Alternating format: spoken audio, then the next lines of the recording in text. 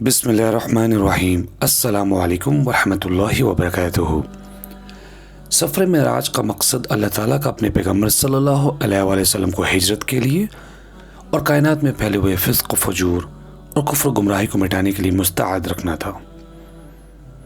اسی لیے اللہ تعالیٰ نے اس دوران میں آپ صلی اللہ علیہ وآلہ وسلم کو بے شمار نشانیاں دکھائیں۔ مثلاً آپ صلی اللہ علیہ وآلہ وسلم کو بیت المقدس کی طرف لے جانا، آسمان کی سیر کروانا، جہاں رسول اللہ صلی اللہ علیہ وآلہ وسلم نے دیگر انبیاء اور رسولوں سے ملاقات کی۔ آپ صلی اللہ علیہ وآلہ وسلم نے ساتوں آسمان، فرشتے، جنت، جہنم، جنت کی کچھ نعمتیں اور جہنم کے کچھ عذابوں کی جھلکیاں بھی دیکھی۔ رسول اللہ صلی اللہ علیہ وآلہ وسلم کو دودھ اور شراب پیش کی گئی، مگر آپ صلی اللہ علیہ وآلہ وسلم نے دودھ پسند کیا تو آپ صلی اللہ علیہ وآلہ وسلم سے کہا گیا، فطرت کی طرف آپ کی رہنمائی کی گئی ہے یا آپ فطرت کو پہنچے ہیں؟ اگر آپ شراب اختیار کرتے تو آپ کی امت گمراہ ہو جاتی۔ آپ نے جنت کی 4 نہریں دیکھیں، 2 ظاہر اور 2 باطن تھیں۔ ظاہر نہریں نیل و فرات تھیں۔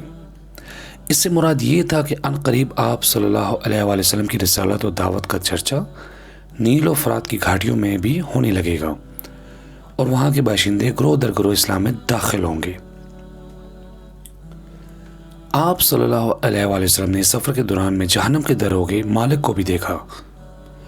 اس کی حالت یہ تھی کہ وہ نہ ہنستا تھا اور نہ اس کے چہرے پر خوشی کے آثار تھے۔ اسی طرح آپ صلی اللہ علیہ وآلہ وسلم نے جنت اور جہنم کو بھی دیکھا۔ رسول اللہ صلی اللہ علیہ وآلہ وسلم نے ان لوگوں کا حال دیکھا جو دنیا میں ظلم کے ساتھ یتیموں کا مال کھاتے تھے کہ ان کے ہونٹ اونٹ کے ہونٹوں کی طرح تھے۔ وہ پتھروں جیسے آگ کے بڑے بڑے انگارے اپنے منہ میں ڈال رہے تھے جو ان کی دبر کے راستے سے باہر نکل رہے تھے۔ سود کھانے والوں کو آپ صلی اللہ علیہ وآلہ وسلم نے دیکھا کہ ان کے پیٹ بڑے بڑے تھے، حتیٰ کہ وہ ایک جگہ سے دوسری جگہ حرکت بھی نہیں کر سکتے تھے۔ اسی طرح آپ صلی اللہ علیہ وآلہ وسلم نے جہنم میں آل فرعون کو بھی دیکھا کہ ان کو رونتے ہوئے آگ پر پیش کیا جا رہا تھا۔ زانی لوگوں کو آپ صلی اللہ علیہ وآلہ وسلم نے مثال میں دیکھا کہ ان کی ایک جانب پاکیزہ اور صاف گوشت تھا، جبکہ دوسری جانب بدبودار، گندا اور چھیچڑوں والا تھا۔ وہ صاف گوشت چھوڑ کر نکمے اور بدبودار کو کھا رہے تھے۔ آپ صلی اللہ علیہ وآلہ وسلم نے وہاں ایسی عورتوں کو بھی دیکھا جو اپنے خاوندوں کے علاوہ دیگر مردوں کے پاس برائی کی غرض سے جاتی تھیں۔ ان کو ان کی پستانوں کے بل لٹکا دیا گیا تھا۔ رسول اللہ صلی اللہ علیہ وآلہ وسلم نے معراج پر جاتے اور واپس آتے ہوئے اہل مکہ کا ایک قافلہ بھی دیکھا اور ان کو ان کے ایک اونٹ کے بارے میں بھی خبر دی جو بھاگ گیا تھا۔